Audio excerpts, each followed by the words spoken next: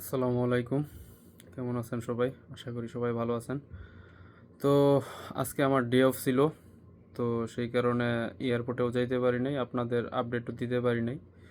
তবে যারা প্রবাসী বাংলাদেশি সৌদিতে, বাংলাদেশে বা বিভিন্ন কান্ট্রিতে আটকা পড়ছেন তাদের উদ্দেশ্যে কিছু কথা, বিশেষ করে যারা দাম্মামে আসবেন তাদের জন্য। সো যারা এর বাইরে তারা ভিডিওটি স্কিপ করতে পারেন। আর যারা আটকা পড়ছেন শুধু দাম্মামের অভিযাত্রী প্রবাসী বাংলাদেশে অথবা দাম্মামে, তাদের উদ্দেশ্যে হয়তো বা কাজে লাগতে পারে ভিডিওটা।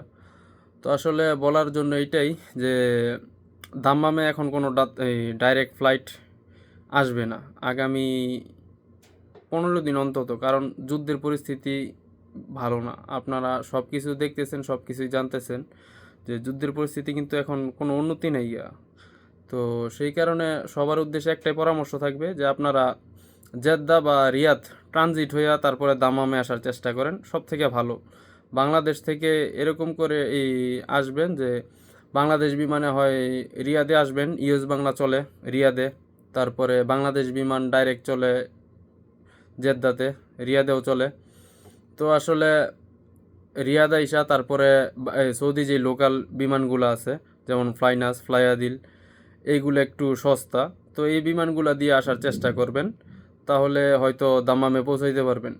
আর যারা দাম্মাম থেকে এই ঈদের মধ্যে ছুটিতে যাওয়ার চিন্তা করতেছেন তাদের উদ্দেশ্যে এই বলার একটাই আছে যে আপনারা হয়তো বাংলাদেশ বিমানে ডাইরেক্ট এই টিকিট কাটছেন বাংলাদেশে যাওয়ার উদ্দেশ্যে।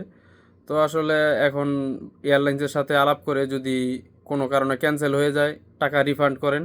টাকা রিফান্ড করার যদি কোনো পলিসি থাকে সেটাই করেন, সেইটা করে তারপর এই জায়গা থেকে লোকাল হয়ে এই রিয়াদ অথবা জেদ্দা যান, জেদ্দা থেকে তারপর এই বাংলাদেশে যান বাংলাদেশ বিমান, এরকম করে করতে পারেন আপনারা।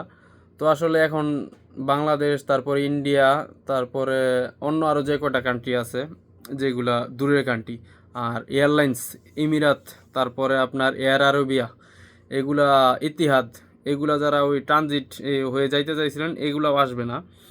এয়ার আরবিয়া আমি গতকালকে আসছিল এয়ার আরবিয়া শারজা হয়ে যায় যেটা। তো এয়ার আরবিয়া গতকাল আসছিল কিন্তু সবগুলা দিনের বেলা, একটা হয়তো বা ফ্লাইট আসছিল কালকে এয়ার আরবিয়ার আমি দেখছি।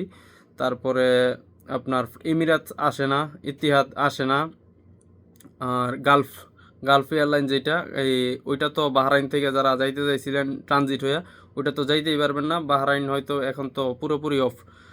সো আমার যেটা আপনাদের উদ্দেশ্যে পরামর্শ একটাই যে এখন দাম্মাম থেকে যারা দেশে যাবেন একমাত্র উপায় হচ্ছে এই জায়গা থেকে লোকাল হয়ে তারপরে ওই জায়গা থেকে ডাইরেক্ট যাওয়া। এছাড়া দাম্মাম থেকে ডাইরেক্ট আপনারা বাংলাদেশে যাইতে পারবেন না। আর যারা বাংলাদেশ থেকে আসতে চাইতেছেন দাম্মামে, তারা ডাইরেক্ট আসতে পারবেন না অন্তত আগামী 1 সপ্তাহ হয়তো বা 10 দিন।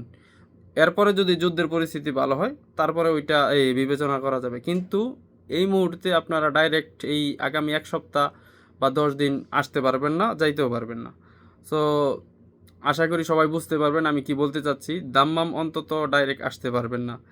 সো আপনারা লোকালি যে কোনোভাবে আসার চেষ্টা করেন, সেটাই আপনাদের জন্য ভালো হবে। আশা করি সবাই বুঝতে পারছেন। আর আজকে কোনো আপডেট দিতে পারি নাই বিকজ আমি আজকে ডিউটিতে যাই নাই। সো ক্ষমা সুন্দর দৃষ্টিতে দেখবেন। ইনশাল্লাহ কালকে থেকে চেষ্টা করব পরবর্তী আপডেট দেওয়ার জন্য ফ্লাইটগুলার। ভালো থাকবেন। আসসালামু আলাইকুম।